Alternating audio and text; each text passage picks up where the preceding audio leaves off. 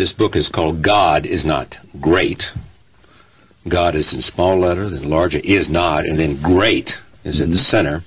Subtitle, How Religion Poisons Everything. Clearly, by God, you mean any God, not any particular religious God, any particular faith. Any God is yes, not any great. surrender of the reason. idea of any surrender, any belief, any faith in a God Credulity poisons everything. Yeah, credulity, superstition, the building of altars and idols, the worship of non-existent entities, the attempt to derive morality from the supernatural. All of that is more, I think, than mistaken or irritating. It's becoming actually very menacing now. The people who think they have permission of that sort from the heavens are trying to kill us.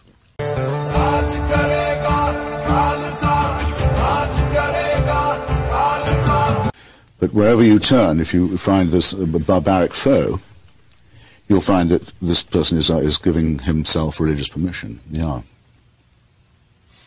Do you think do you find it interesting that if you just take those who believe deeply in a God are more likely to be, in your judgment, militaristic?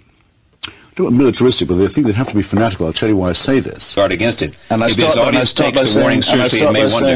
by saying it's not fading and it never can. It's ineradicable. I can't believe. I'm not the worst or most opaque writer in the world. He cannot possibly have mistaken my purpose. I say repeatedly, Freud is right. Religion is ineradicable. It cannot fade. But it can be brought under control. It can be domesticated. Why has it survived? Jack Miles' review is complete. I'm afraid, I hate to say it for such a learned fellow, is a worthless one. I mean, he didn't get the main point of the book.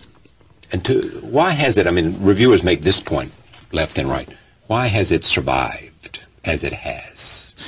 Well, the essay I quote is the Freud on the Future of an Illusion, where he says, look, it comes from wish thinking, which is a very strong impulse in our cortex, that the wish is father to the thought. We don't terribly want to die. And religion says, well, you don't. The connection between what it preaches and what people might want to hear is too intimate to be overlooked, I think. And I think it gives the atheists like myself a slight advantage in an argument that I'm not thrilled at the prospect of being annihilated. I don't look forward to it. I'm almost everything that I write is in one way or another against the faith-based view of life.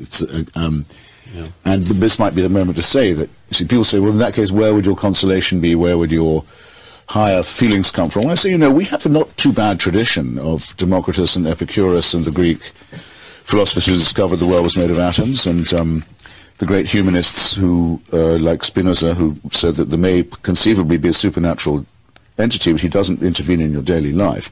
God is Not Great, How Religion Poisons Everything. Christopher Hitchens, thank you for coming. Charlie.